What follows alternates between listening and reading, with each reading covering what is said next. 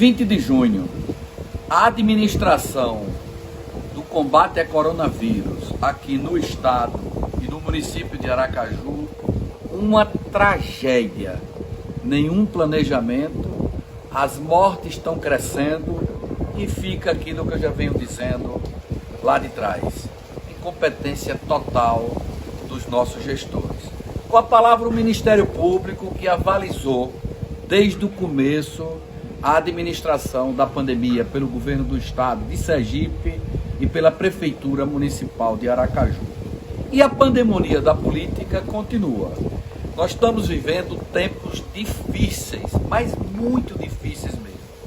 O Supremo Tribunal Federal implantou dentro do seu colegiado algo nunca visto no país. O Zé Disseu, que queria em 2005 acabar com as prerrogativas do Ministério Público, 2003, 2004, 2005, que eu denunciei à época, agora inspirou Toffoli a abrir um inquérito em nome da fake news, distribuir para um dos ministros sem sorteio, para implantar no Brasil a mordaça, acabar as prerrogativas do Ministério Público, que é a titular da ação penal pelo artigo 129, inciso 1º da Constituição, está lá muito claro, a titularidade da ação penal pública é do Ministério Público. Eu nunca vi dizer que um juiz pudesse julgar, que pudesse denunciar e que pudesse investigar. E o mais estarrecedor disso tudo é que o Alexandre de Moraes diz que ele está sofrendo ameaça. Ora, se a apuração é contra as ameaças do Alexandre de Moraes, como ele se tornar juiz nesse inquérito? Tempos sombrios. E o mais difícil ainda é a gente perceber, a gente testemunhar nessa quadra da história a omissão da OAB, da CNBB, da ABI e dos falsos democratas que no passado defenderam, inclusive, que o Ministério Público não podia participar das apurações na fase investigatória. Triste Brasil, triste aqueles que estão presenciando isso. Mas eu quero deixar todo mundo muito tranquilo. Não é a primeira vez na história que a gente tem esse estique-puxa entre o Supremo Tribunal Federal, entre o Presidente da República e o Congresso Nacional. Já lá, desde a proclamação da República, que foi assim. Logo em seguida, a proclamação da República se deu por um abolicionista, que era monarca, o Marechal Deodoro. E logo depois, Floriano Peixoto foi nomear 5 ministros para o Supremo Tribunal Federal e os 5 depois foram rejeitados pelo próprio Senado Federal. Naquela fase do habeas corpus de Rui Barbosa, aquela fase que a gente conhece da história. O Barata Ribeiro, que tinha sido lá um grande prefeito no Rio de Janeiro, teve depois a sua nomeação negada pelo próprio Senado Federal, porque ele não tinha o notável saber jurídico. Barata Ribeiro foi um grande médico responsável no Rio de Janeiro por acabar com os cortiços, dar uma nova imagem de progresso, de cidade ao Rio de Janeiro. Depois, o Barata Ribeiro, quando teve o seu nome vetado, em 1894, foi ser candidato a senador da República e se elegeu pelo antigo Distrito Federal. Então a gente precisa ter calma, precisa ter paz. Alguns dizem, mas o ideal era que o Exército interviesse logo. E eu tenho dito, é preciso muita calma. Primeiro, que o regime mais importante do mundo é o regime democrático. Ditadura nem de direita, nem de esquerda.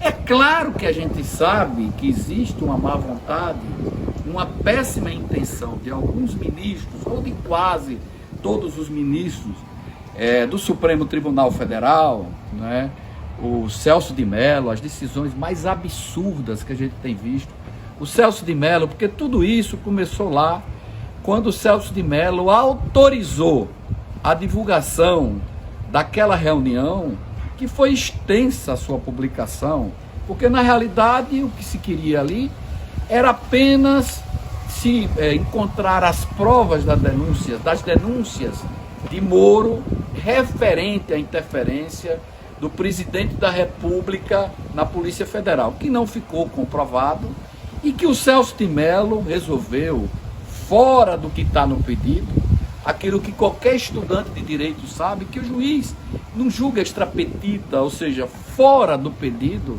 ele resolveu divulgar toda aquela reunião para criar esse imbróglio que a gente está vivendo no país, graças ao péssimo caráter do Sérgio Moro. Eu confesso que, para mim, a maior decepção, eu estudo a história do Brasil. Eu fui um admirador de Sérgio Moro. Sérgio Moro teve uma importância lá na Lava Jato. Hoje o Sérgio Moro resolveu ser comentarista do Grupo Globo, estava dentro do governo, conspirando contra o governo, e ele foi o responsável pela divulgação daquela reunião do dia 22 do Brasil.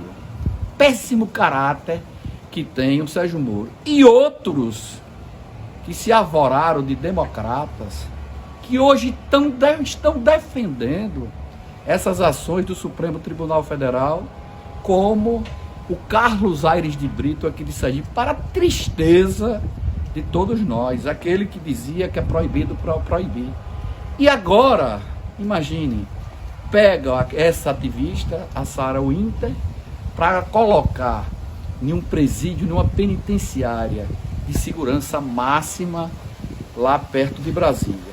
Imagine, o Estado brasileiro, a justiça brasileira, colocou fora da cadeia, em função da pandemia do coronavírus, 30 mil presos de alta periculosidade.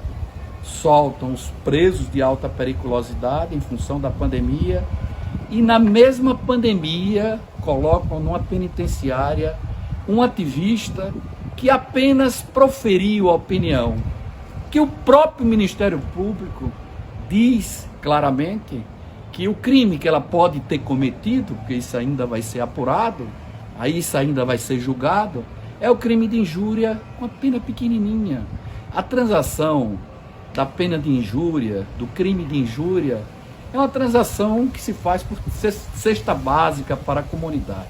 Mas para colocar no presídio de segurança máxima, em uma época de pandemia, um ativista que se rebelava contra o Supremo Tribunal Federal, eu até não concordo com muitas coisas dessa Sarah Winter, mas é um verdadeiro absurdo. É o arbítrio com o silêncio de muita gente. Eles resolveram acabar com o Ministério Público. O Supremo hoje deu uma tapada no Ministério Público. E o Ministério Público não poderia ficar calado nesse momento. Deu uma tapada na própria polícia investigativa, na própria polícia judiciária. E está todo mundo calado.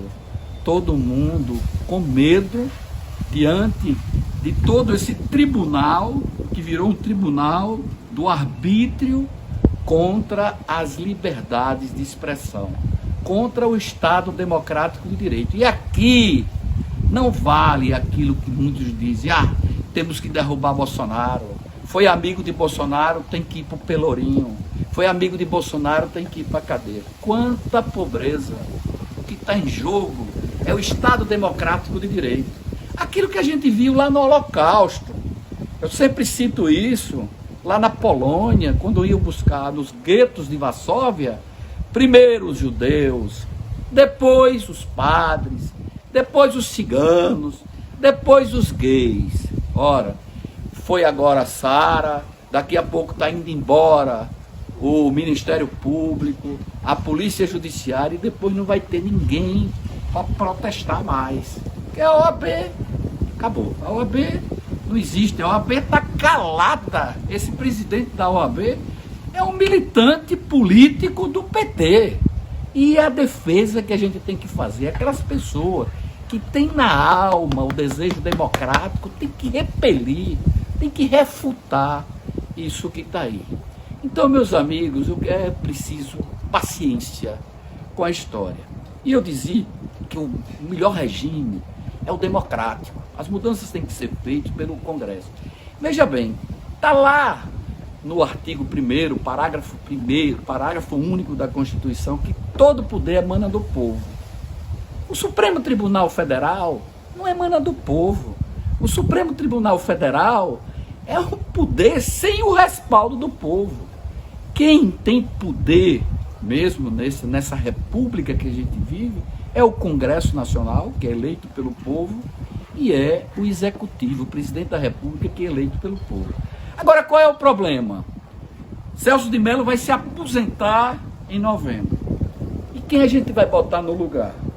E o Presidente da República vai ter a maioria absoluta para indicar um nome para o Supremo, para ser aprovado pelo Senado, com esse Senado que está aí, né? Veja bem, o senador de Sergipe, Alessandro Vieira, ele pedia a CPI da toga e justificava como fato determinado para a CPI da toga o inquérito aberto por Dias Toffoli, aí, né, conduzido como relator por Alexandre de Moraes. E agora, ele quer o projeto, a censura do projeto das redes sociais, que é onde a gente tem voz para poder denunciar isso que está acontecendo.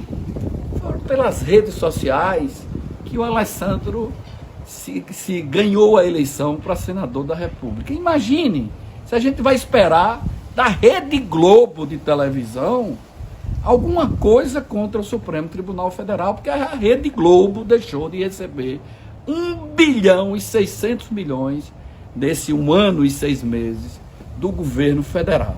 Imagine se a gente vai ficar refém da Rede Globo de televisão. Então o momento é de paz, o momento é de muita oração, é de unidade. Não pense que vai ter intervenção das Forças Armadas. Olha, as Forças Armadas do Brasil, nos últimos anos, tiveram as suas promoções, os grandes generais que estão aí hoje na ativa e outros que já estão, né, aposentados, na reserva. Eles passaram 8 anos de Fernando Henrique Cardoso, 8 anos de Lula, 6 anos de Dilma, 22 anos sendo promovido pelos governos de esquerda. Imagine vocês que Aldo Rebelo, que é um grande homem, um grande amigo, mas Aldo Rebelo, do PC, do B, era ministro da Defesa dos governos petistas. Então é preciso ter muita prudência, a mudança tem que ser feita pelo Congresso, a gente tem, né, que colocar a rédea, né, como é parente. Tem uma decisão facílima de a gente compreender isso. O Renan Calheiros, saiu uma decisão de Marco Aurélio para poder ele deixar a presidência do Senado, e ele não foi cumprida. O presidente da República, lá na posse do Ramagem, do ministro da Justiça, o diretor da Polícia Federal, o Ramagem, ele deveria dar posse, porque está na lei. A Lei 13.044, fruta da medida provisória 657, da Dilma de 14, que dá a prerrogativa ao presidente de nomear o diretor da Polícia Federal, assim como o artigo 84 da Constituição diz claramente que cabe ao presidente da República nomear o ministro da Justiça. Então tudo isso vai passar. O Supremo Tribunal Federal não é essa composição aí do Dias Toffoli, nomeado, Dias Toffoli foi indicado por José Disseu. Dias Toffoli era assessor de José Disseu. O José Disseu, que queria amordaçar o Ministério Público, agora encontrou em Dias Toffoli uma maneira de tirar as prerrogativas do Ministério Público. Apenas o Ministério Público calado, né? Então a gente precisa buscar na alma, dentro daquilo que a gente tem pela liberdade, o desejo da liberdade, do Estado democrático de direito, da justiça, né? Ajudar a tirar essa moça lá da cadeia. Porque foi ela, amanhã pode ser você também. É isso que a gente precisa, de unidade, né? De continuar a luta, porque isso tudo vai passar. A gente já teve outros momentos da história que passamos por grandes turbulências. E o melhor dos regimes é a democracia. Aqueles falsos que hoje estão defendendo esse inquérito do Supremo, que estão fazendo o papel de Calabar, o papel de Judas, o papel de Joaquim Silvério dos Reis, a história vai condená-los. Fica para sempre aquelas pessoas, como dizia Fernando Pessoa, aquelas pessoas que sabem que vale a pena lutar, porque tudo vale a pena quando a alma não é pequena. Que Deus abençoe o nosso país.